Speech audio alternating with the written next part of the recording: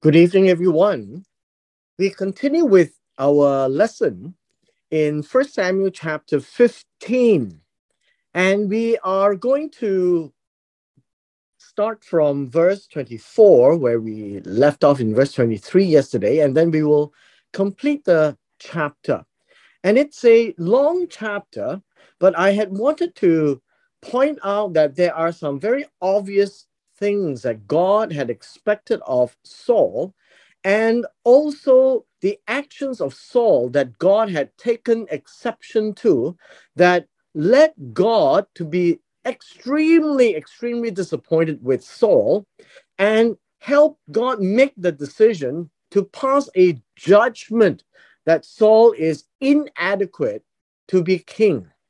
Now, we left off yesterday in verse 23, and I just want to point out to you this particular aspect that as we read it, we need to bear in mind how just is God. God is a just God. The line that I wanted to point out to you is here: because you have rejected the word of the Lord, he has also rejected you from being king.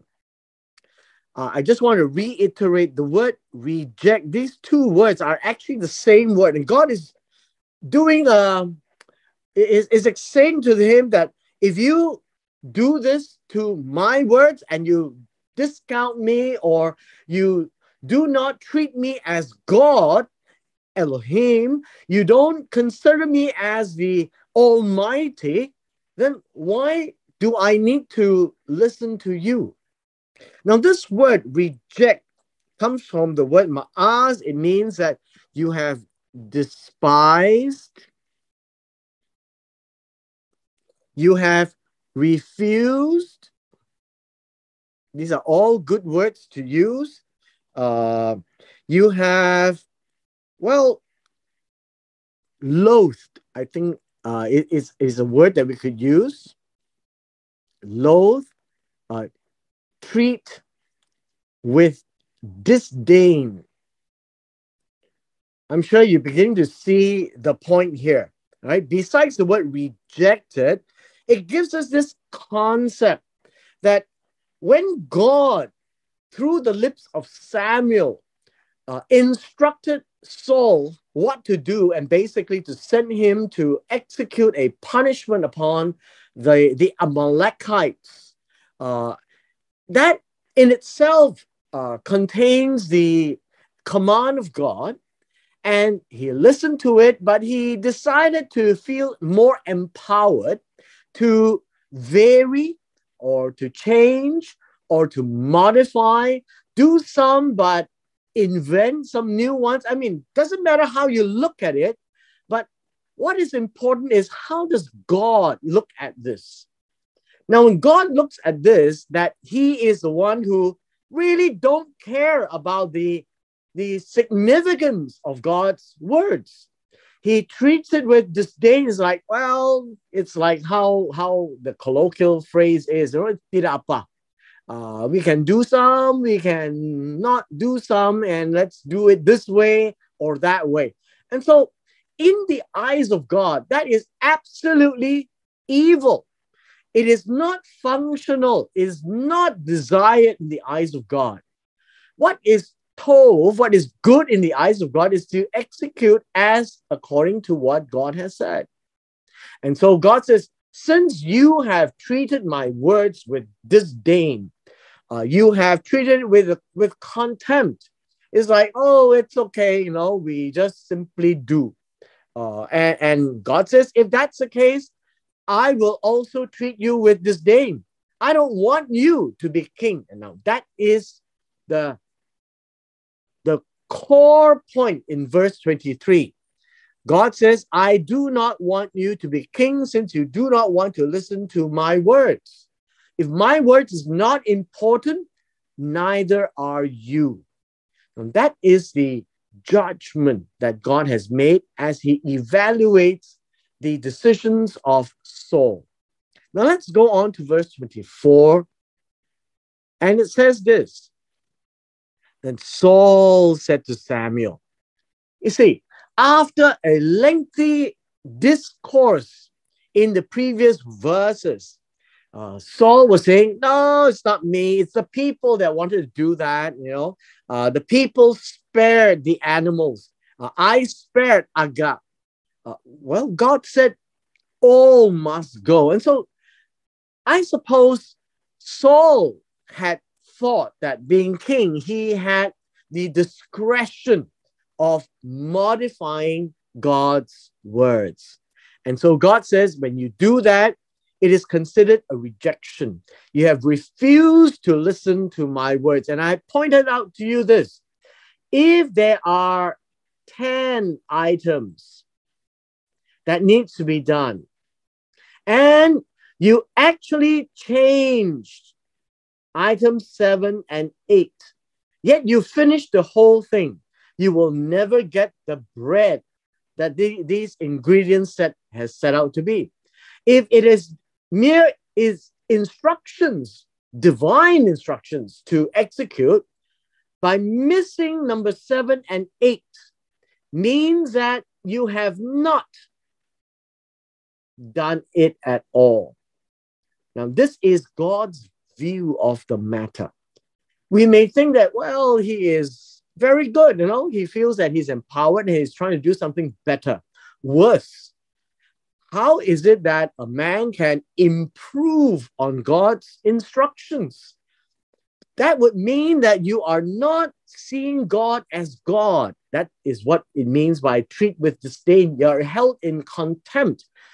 In our court of law, when you disregard the instructions of the judge, you will be held in contempt of the court. Much more than that if you listen to God's instruction through the lips of Samuel, listening to the sound of God's words, that he mistreat or he did not carry out in completeness, that is considered contempt. That is a total rejection. It doesn't matter that you've done 1, 2, 3, 4, 5, and in the eyes of God, it's as good as you did not do it. Now, Saul is beginning to see the point.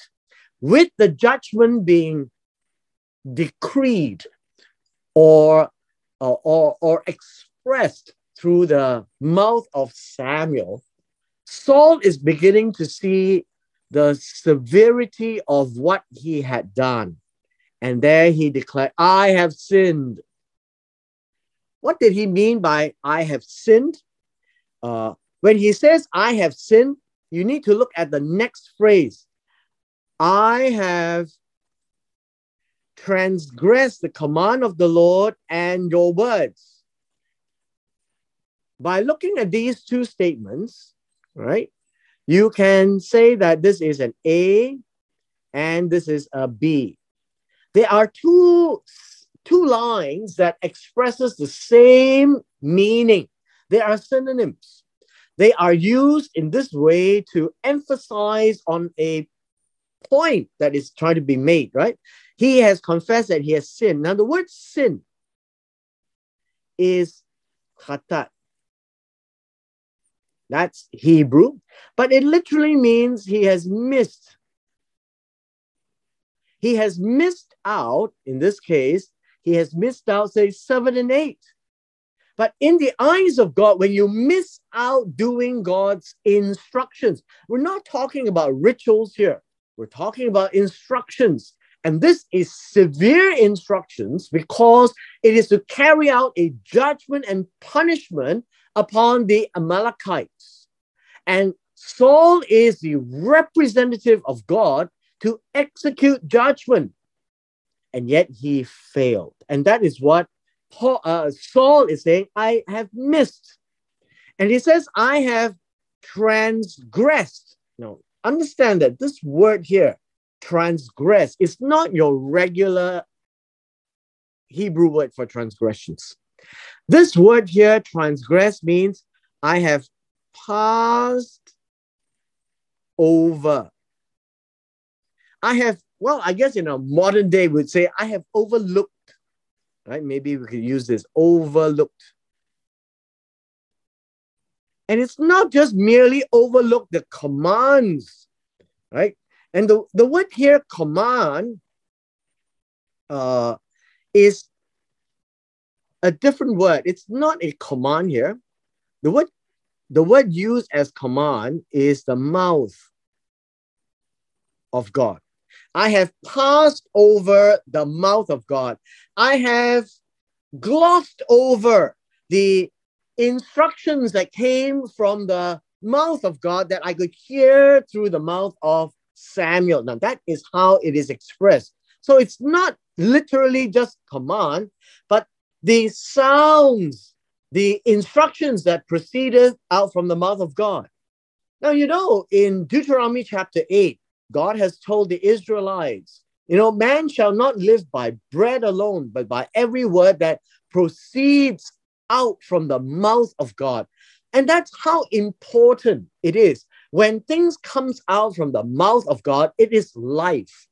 That when you do it, it is life. And now Saul says, I have passed over, I have glossed over, I have overlooked the command of the Lord and your words.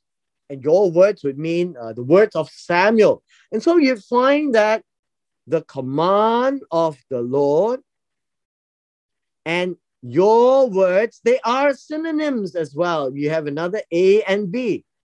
Because the way that it is expressed is that it is elaborating so that we who are reading it today cannot be mistaken why God is so upset with Saul. Even in the English, without looking much into the Hebrew, you should be able to see that the word I have sinned means I have passed over or overlooked the command of the Lord and your words. And at the same time, the command of the Lord and your words are synonyms, because the commands or the mouth of God or the sound that comes out from the mouth of God is actually coming out from Samuel. And now he gives an excuse. The excuse is, I guess, a bit ridiculous. I feared the people, and so I listened to their voice. Their voice here is their sounds. They must have made a lot of noise, right? And I listened. The word listen here is I heard. And this is usually translated in English as obey, but basically it's to hear the sounds, process it, and make a decision what to do. And he made a decision to listen to what they say. And so he says, I feared the people. Fear means I was afraid of the people. And so I listened to them. So by saying I fear the people, that's an A. I listen to them is a B. So fearing the people equals to listening to the people. That's as simple as this statement is made. And basically, Saul has just turned around and put all the blame on the people. Put the blame on the people. Now, understand, as we progress, you need to see how Saul is reacting so that you understand why God gets more disappointed. In verse 25, he is now in dire straits. So Saul says, now, please pardon my sin. Come back with me that I may worship the Lord. Now, what does that mean? First of all, he says, please pardon my sin. Now, the word pardon is to lift. Lift up my sin from my shoulders. Now, the word lift up my sin literally does mean pardon. Forgive me. I have overlooked this. And please come back with me. Return means to come back. Come back with me, with Saul. Not go back to where he is, but come back with Saul, and together I may worship the Lord. Now, the word worship, again, I just want to point out to you, there is no Hebrew word for worship. The word here is shakak, and it literally means to bow down, to bow down in respect, to bow down to the ground as a sign that God is greater, and to pay homage and to really acknowledge God as God. And can you imagine when he disobeyed God in a way where he overlooked and he decided not to do a few of them, he decided to invent a few new instructions, and now he says, "I'm sorry, forgive what I have done." And so the question is, does he even know what it means by lifting his sin? He thinks that it is, well, in our colloquial terms, it's main masak-masak, to play with toys with God. In fact, he is not understanding who God is, the seriousness of the matter, and the seriousness of who Elohim is. That he is the creator of all things, and yet that Saul could actually think differently. And so he thinks that, well, let's solve all this, no big deal. Let's get back, and then I will bow down to God, and life goes on. Now, that is Saul's mind. He is still not seeing the severity. He is just saying, well, I've just missed some points. Just forgive me, this minor thing, right? And that's how Saul is thinking. It's a minor issue, right? A slap on the wrist is probably what I deserve. I'm so sorry. But in the eyes of God, it's a completely different weight placed upon these instructions he gave through the lips of Samuel to Saul. The gravity of the matter is actually not appreciated by Saul. He still thinks that it is a minor infraction. Now, in the eyes of God, there are serious things that he needs to deal with, and there are minor matters that he would warn and scold and rebuke. And this is not one of those small matters. When a king, he is not just anyone, he is the king. He is placed to rule over God's people. He is the one that the people needs to listen to, for better or for worse. And in so doing, the king has disrespected God's words, have treated it as nothing. And so God is holding Saul to the gun. Verse 26, listen to what the reply is.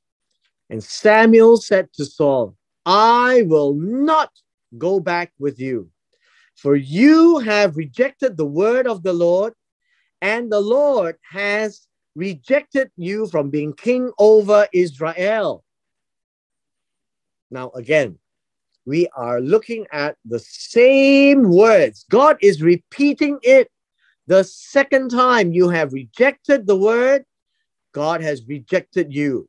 You reject God, God rejects you. You think God is not important, God thinks you are not important too. You think God can be modified in his instructions, God will modify you. Can you see that contrast?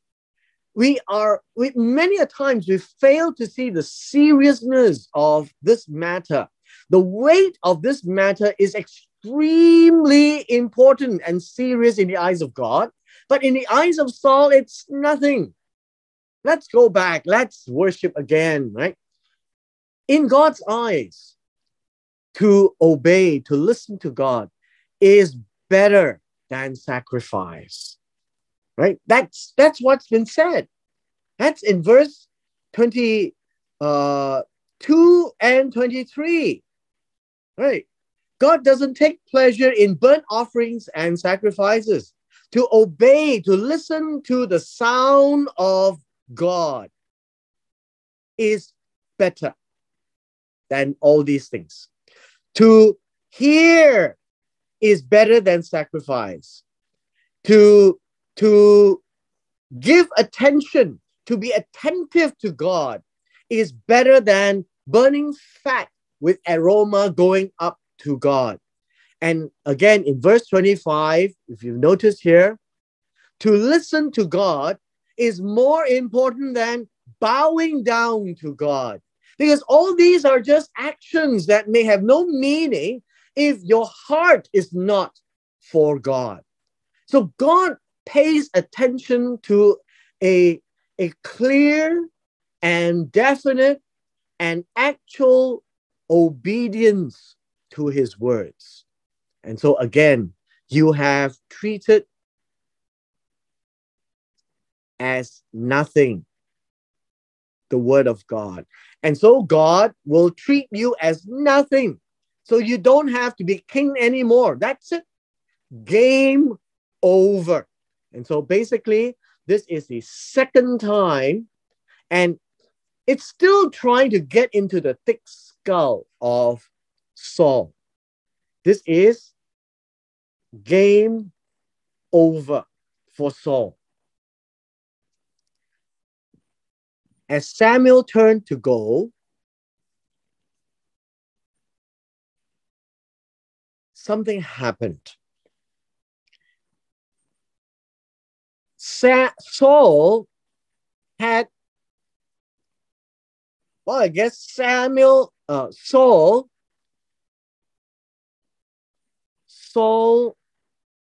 used strength,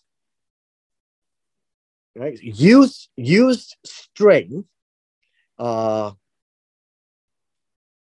the sleeves, and or you call it the wings, right? The wings are the sleeves, the edge of the coat or the garment, right? Of the garment of Samuel. And then it got torn, right? It was torn. Now, this idea gives us a clash of intent. What we have here is that we have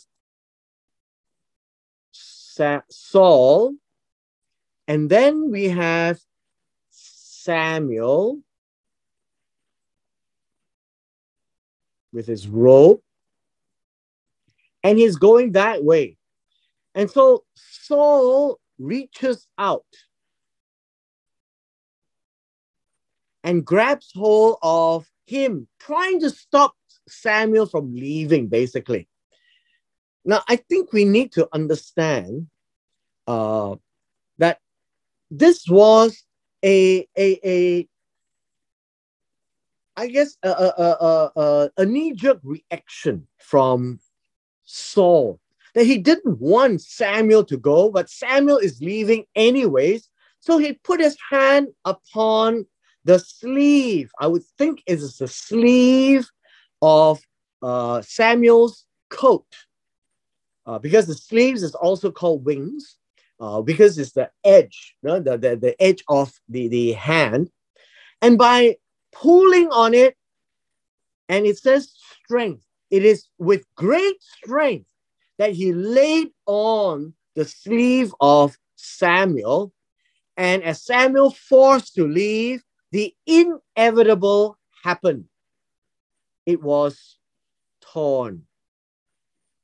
Now we have a picture lesson. We can see that Saul and Samuel is now in a clash of situations. Verse 28, so Samuel said to him, well, the Lord has torn the kingdom of Israel from you today and has given you to your neighbor who is better than you. And let's unpack this. The Lord has torn, just as you have torn my sleeve, God has yanked it away from you. You want to keep it because you think you're okay. God is tearing it from your hands. Just as Samuel doesn't want to stay, Samuel is leaving anyways, and you are forcing Samuel to come back, well, the sleeve is torn. So this is a picture lesson. And this is about by force. There is no more discussion, Saul. It is game over. Whether you like it or not, it will be yanked away. Today, God doesn't care about you anymore. Now, this is important for us to understand. God is making a decree here, and he has said he has given. Now, there is no other person yet, but God says he has given. It is as if it is done. Because God has to give the kingdom to somebody else. And in God's mind, it will be your neighbor. Now, what do you mean by neighbor? The word neighbor is a companion, right? Or somebody, you can call a fellow man. A fellow man. One of the tribe of Israel, who is an Israelite, and God says, I want somebody who is better than you. And this is Tov, right? So it is as if it is done. So in God's mind, it has to be an Israelite, and it has to be better than Saul. Now, obviously, isn't it? It's like stating the obvious that, well, if God were to find another one, obviously he should find somebody better than Saul, because otherwise it's going to repeat itself. But God had also described the person, and by character, man after his heart. Now, please understand that there is no David in the picture at this time. And so do not read David into the text in 1 Samuel chapter 15. We just know that God is looking for a man, an Israelite, someone who is better than Saul. And how would somebody be better than Saul? Man after God's heart is better than Saul, because Saul missed out God's words. Saul overlooked God's words. And so God wants somebody who will follow what God says. This is what man after God's heart actually means. A man who does exactly what God tells him to do. Not like Saul, when he decided that, oh, okay, we'll spare Agag. And since the people wanted all the goats and sheep and oxen and good animals, we'll keep that too. Now, that is a total violation of God's judgment. And what does that make God? It will make God a laughing stock. God pronounces a judgment and it couldn't be carried out because Saul put shame into God's words. Now you can see how angry God is with Saul. Everything that Saul thought that he did right, he did totally wrong. And it made God extremely mad and disappointed. And so God is looking for a person like this, man after his heart, better than Saul. Verse 29. Also, the glory of Israel will not lie or change his mind. For he is not a man that he should change his mind. Let's unpack this. This is very important because it is describing the character of God. God's desire is described. Who will replace Saul? An Israelite, one better than Saul, a man after God's heart. Next, the glory of Israel. The word glory here is not your usual word, kavod, which is weight. This word here means, you could say that this is the confidence, right? Confidence of Israel. The strength of Israel, the endurance or endurance or enduring confidence of Israel. The one that Israel can depend on is not Saul. The one that Israel can depend on is God himself. And so this phrase, the glory of Israel, is God. He is one that will endure. He is the one that when he says, he will do. He is the one that has enduring confidence that they can depend on God's faithfulness. And that is what this word glory of Israel actually means. And it says here, he will not lie. What do you mean he will not lie? He will not deal falsely. Now, not deal falsely means God says what he means and means what he says. This is what not lie actually means. That God will say what he means and means what he says. The second part is that he will not change his mind. The word change is the word to be disappointed, to naham, to relent. To relent means to roll back his mind. Now, this word here, change his mind, is actually one word, right? He will not roll back. He will not take pity. I think this is also a possible word, right? So it would say that he will not relent. He will not regret his decision. And all this has to be with regards to Saul. He will not be sorry for this judgment. All is good for this particular word, change his mind. God will not relent.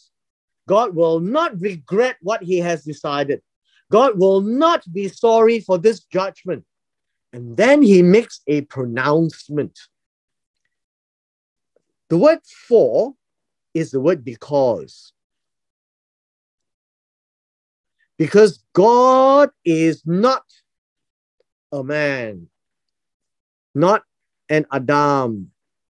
God is not Adam, that he should change his mind, that he should relent, right? That he should regret his decision here, that he should be sorry for this judgment that he has passed. He is not that man that will be soft-hearted just to listen to Saul. He has made up his mind. So God says these things when God's mind is made up. And once it is made up, nothing is going to change. Unlike humans, when they have made up their mind, even at the last moment, that could turn around. That could change. And so God is declaring, I am not like that. I'm not an Adam. I'm not like humans. That when I make up my mind right now on this matter, that's it. That's it. There is nothing more to say. And that is how firm God is. That he will not deal falsely. He's not using this as a threat. He is telling Saul that this is it. This is a fact of the judgment. There is nothing false that God is saying. This is not a game that he's playing with Saul. So God is not going to deal falsely. That's what it means. Verse 30. Then he said, who is he? Saul. And Saul says, I have sinned. Well, this is the second time he's saying it, isn't it? It's the second time. I have sinned. The first time he's saying, well, not my problem. We'll just worship, forgive me, and that's done. He says, please honor me. The word honor is to glorify me. Right? To glorify me now before the elders of my people. Make me look good. And before Israel. And go back with me. When you go back with me, it means that the prophet of God is with him. And then I can bow down to the Lord, your God. And this is a problem. Your God and my God, it should be our God. But in this case, Saul is having a tough time associating with God. And by saying that it's your God, it is usually the case of when one is very frustrated. You know, when a parent is angry with the child, and the father occasionally says, Mommy, your son is naughty. You know, it's that kind of a situation where there is a disconnect in the relationship. Now, Saul did the unthinkable. He persuaded Samuel. So Samuel went back following Saul. Now, the word following Saul means behind Saul with a torn coat. And Saul bowed down to the Lord. And so these are the rituals, right? The rituals to God. Do you think God is happy with this? Now, without saying much, you would see that this is a hopeless cause. No matter what Saul does, there is no turning back. God has decided, and there is no way out. He will not be king. Now, coming to the conclusion of this chapter, Samuel has to clean up the entire voice of God to make sure that every word that God says with regards to the Amalekites are carried out. Saul didn't. And so Samuel has to clean shop. Samuel said, bring me Agag, the king of the Amalekites. And Agag came to him cheerfully. This is really not the word. The word here is not cheerfully. It appears that the general term here may mean cheerful. It may mean cheerful or delight. So let me just tell you why this is a wrong translation. This word here, ma'adma,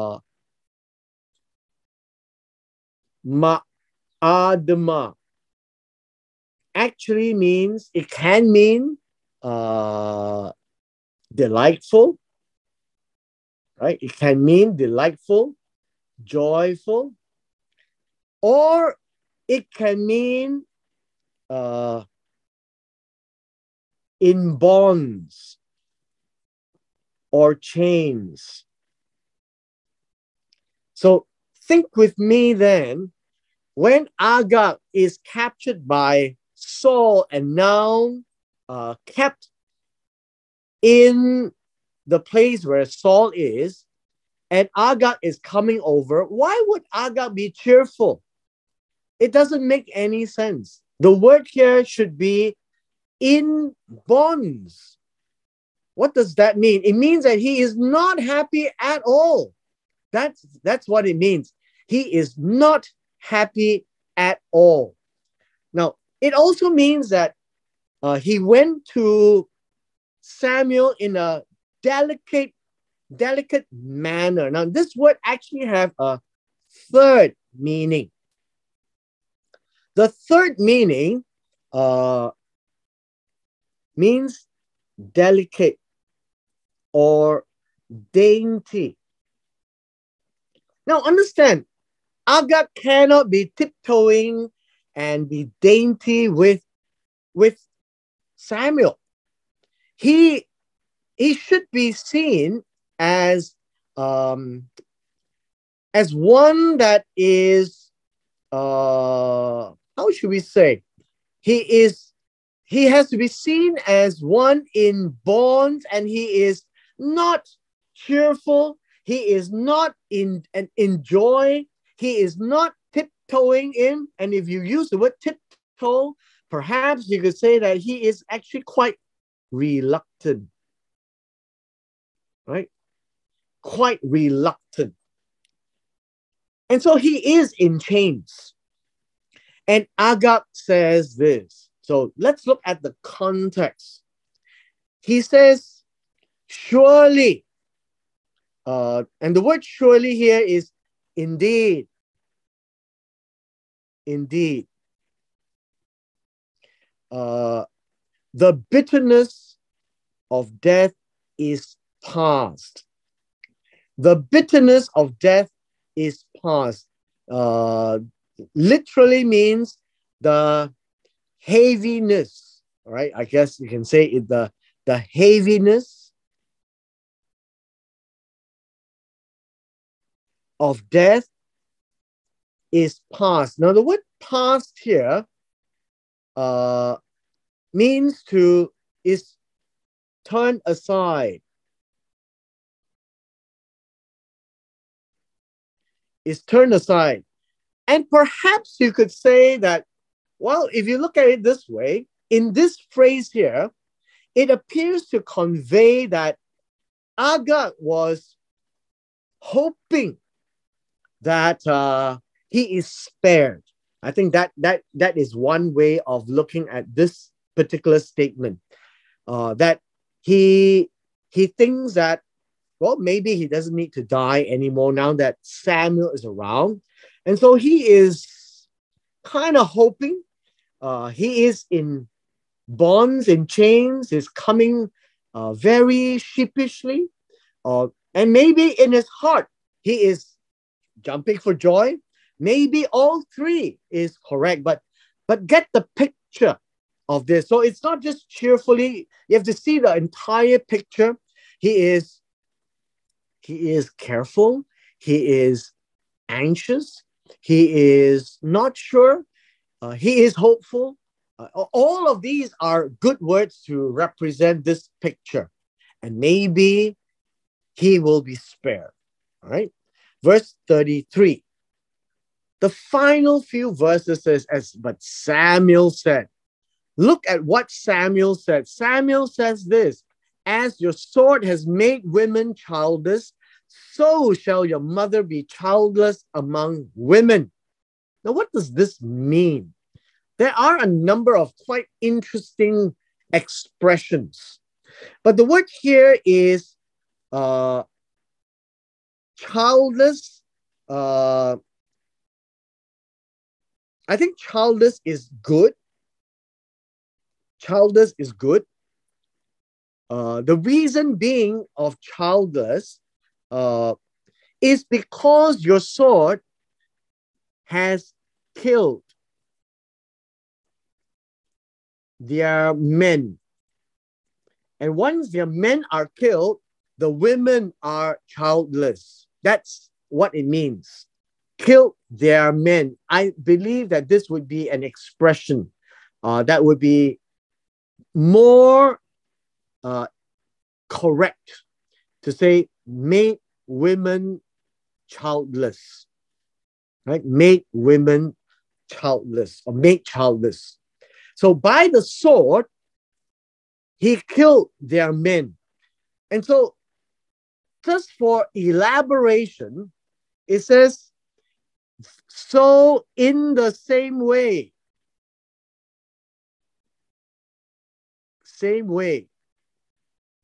your mother, who is a woman, be made childless. Same expression here, right? Same expression. Made childless, be childless among women. And so that the whole concept of made childless has to do with part 1, and part 2 carries it out, which means that the mother will be made childless, that her son will be killed. There are men killed, the women made childless. The mother's son killed, the mother is childless. And that is the expression made childless. And they will lament, they will bereaved, right? They will literally be very sad. And Samuel hewed Agag to pieces before the Lord at Gilgal. Now, what does this mean? Hewed. Hewed means to cut into pieces.